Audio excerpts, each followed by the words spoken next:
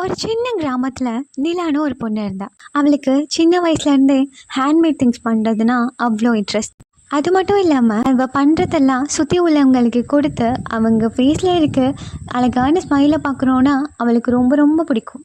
ஆனால் அவளோட சூழ்நிலை அப்படி இல்லை. நிலா காலேஜ் படித்து முடிச்சதும் அவளோட ஃபேமிலி சுச்சுவேஷன் அவள் தலையில் ஒரு பெரிய கடனை சுமத்துது. அது மட்டும் இல்லாமல் அவளுக்கு ரொம்ப பிடிச்சதும் அவள் கைவிட்டு போகுது. உன்னாலலாம் என்ன பண்ண முடியும், இதெல்லாம் ஒரு பொழப்பான்னு பல பேர் அவளை பார்த்து சிரிக்கவும் செஞ்சாங்க.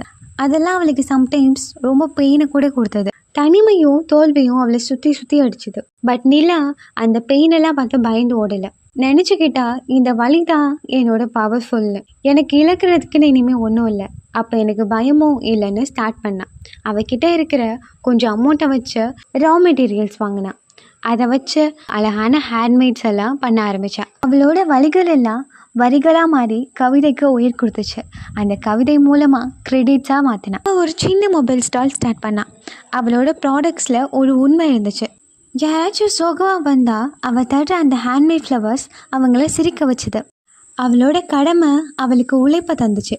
அவளோட தனிமை அவளுக்கு க்ரியேட்டிவான யோசனைகளை தந்துச்சு. அவளை பார்த்து சிரிச்சவங்க அவளோட க்ரோத்தை பார்த்தும் வியந்து நின்னாங்க. ஒரு வருஷம் இப்படியே கழிஞ்சுது. இல்லை இப்போது அந்த ஏரியாவில் இருக்கிற ஒரு சக்ஸஸ்ஃபுல் ஆண்டர்ப்ரனர்.